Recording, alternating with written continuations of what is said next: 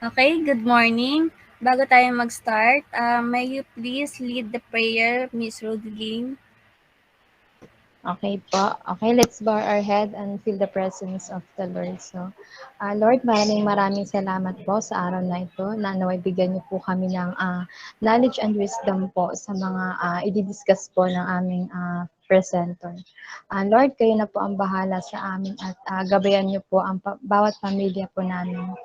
Uh, sa iyo po namin ibinabalik ang papuri at pagsamba. In Jesus' name we pray. Amen. Amen. Thank you, Rodeline. So, ang topic natin ngayon is about leadership level. If you want to become an effective leader, may time na naisip natin na bakit ganon kapag nag-leader ako, hindi ako ganon ka-effective tulad ng iba. Etong leadership na to, para ba to talaga sa akin?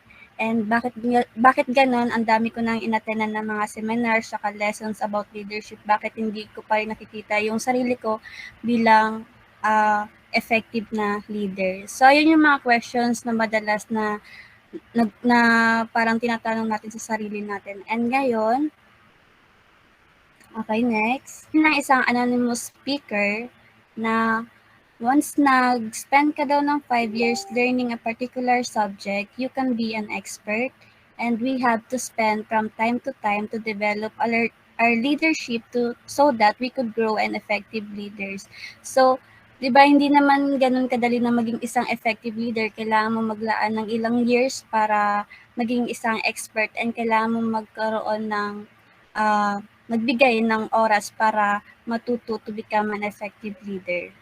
This lesson, we're going to discuss about leadership level and to recognize what type of leader and how we could grow to the next level of leadership. So we have here the 5 different level of leadership. Level 1 is leadership based on position. Level 2, leadership based on permission.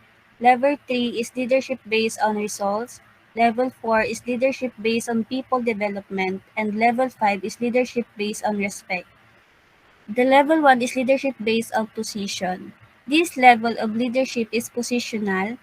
The person needs the title to achieve something or finish the task. This kind of leadership does not influence the members. Instead, they are just driven to follow you because of the title in your name. However, having the title means the company or organization does believe in your potential.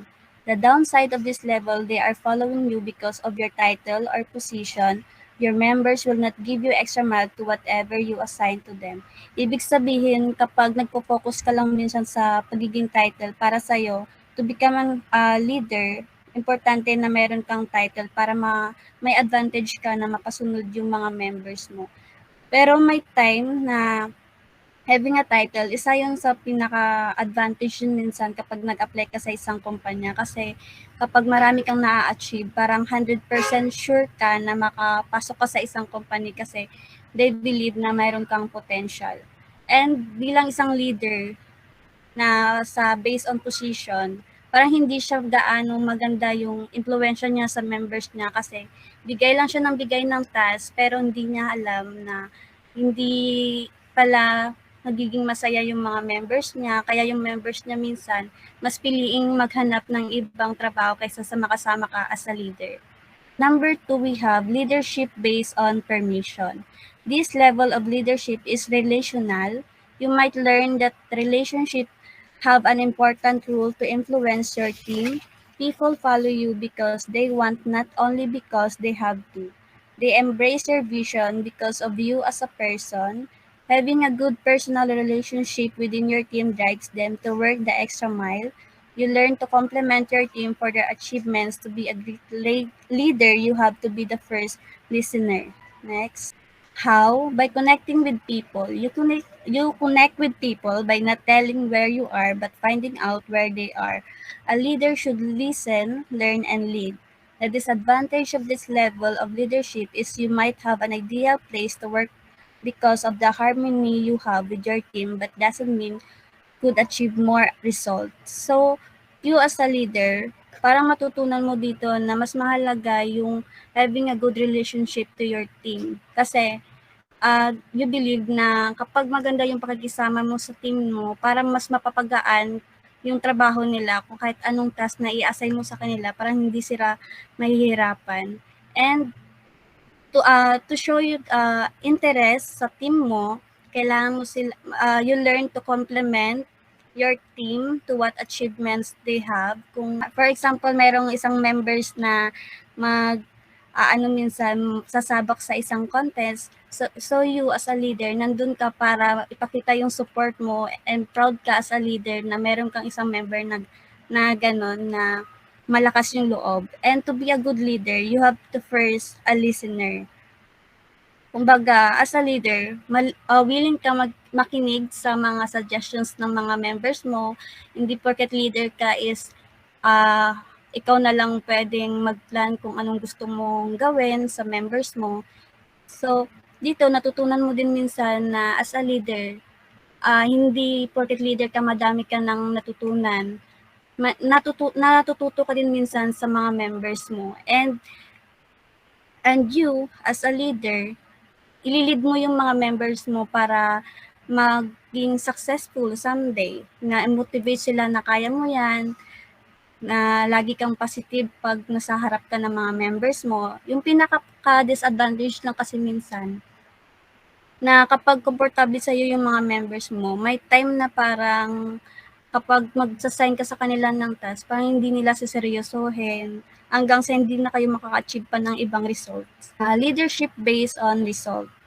This level of leadership is production. The leader achieves measurable results.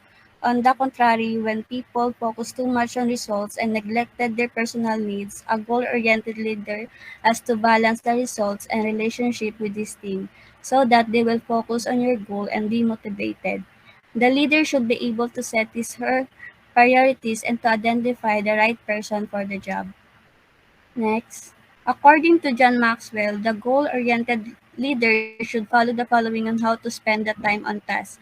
80% of the time on task within your strength zone, 15% of your time on task within your learning zone, and 5% on your work outside your strength zone, and 0% within your weakness zone. As a result, the level 3 leader is loved by his team while effectively leading them to achieve measurable results. The disadvantage of this level of leadership is they began to become too dependent on their leader and powerless to design and plan on their own for the success of your organization. So dito naman, so dahil goal-oriented leader ka, dapat lahat ng task na ibibigay mo sa members mo, nagagawa nila ng maayos. Ikaw yung leader na very strict pagdating sa work. Pero minsan, sa sobrang strict mo, parang nakakalimutan mo na minsan yung personal needs ng mga team mo. And minsan, yung pinaka-disadvantage lang kasi dito na you as a leader, may time na parang natatakot mag-share yung yung mga ibang member mo kung ano yung plano nyo para sa organization mo. Kumbaga, nakadepende na lang sa'yo kasi baka pag nag-suggest sila, hindi mo matatanggap. Ganon. Pero kahit strict ka sa kanila, parang natututo sila sa mga actions mo kasi minsan, pag naging leader ka kasi minsan nagre-reflect din yan minsan yung actions mo sa mga members mo. Kapag, kunyari, strict ka pagdating sa work, parang ma-adapt din yan ng mga members mo na dapat pag work, focus mo sa work lang. Pag chill, yung focus mo sa chill lang, parang ganun. Next, leadership based on people development.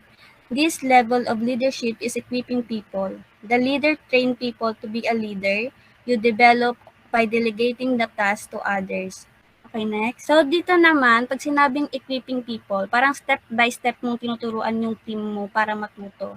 So, meron tayong 5-thing process on equipping people. Step 1, I do it, people I train anyone. I have to do it with myself. Ibig sabihin, you as a leader, parang time mo munang na-demonstrate yung tamang way kung paano gawin yung task na ibibigay sa inyo. And then step 2, I do it and you are with me for a period of time. You watch what I am doing. So yun naman, as a member, time mo naman yun na-observe yung ginagawa ng leader mo para pag once na ikaw na yung yung gagawa, alam mo na kung anong gagawin. Tulad dito sa step 3, you do it and I am with you. After for the period of time, you have learned from me, now you do it.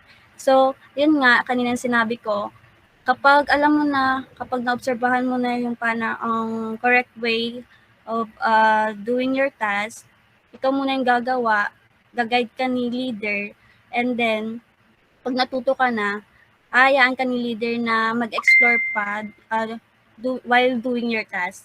And then step 4, you do it, you have learned from me, you have asked the question, now you can do it on your own. So ayun nga, ikaw yung gumagawa, and then kapag alam na ni leader na magaling ka na, may time na parang, syempre, parang hindi ka pa kontento sa natutunan mo, may time na magtatanong ka pa talaga sa leader mo. And dyan lang si leader na laging mag-a-assist sa'yo lagi. And dito sa step 5, you do it and someone is with you, the person should train someone else. In order to produce and multiply leaders, you have to train people that will train people. So sa step 5, kapag alam mo na, kukuha si leader ng mag-a-assist sa'yo. Kunyari, meron ka pang medyo naguguluhan ka, merong mag-a-assist sa'yo. And si leader, time niya naman mag-explore pa or mapunta sa ibang team na medyo nahihirapan pa. Para kumbaga, isi-share niya yung tinuro sa'yo, isi-share niya naman dun sa iba. Parang ganun. Last is leadership based on respect. This is the pinnacle level of leadership. They follow you because of who you are, what you represent. This is the legacy are known in the lives of people in the organization. This leader who has spent many years to reproduce people to follow the same pattern of leadership with step 2 and to step 4.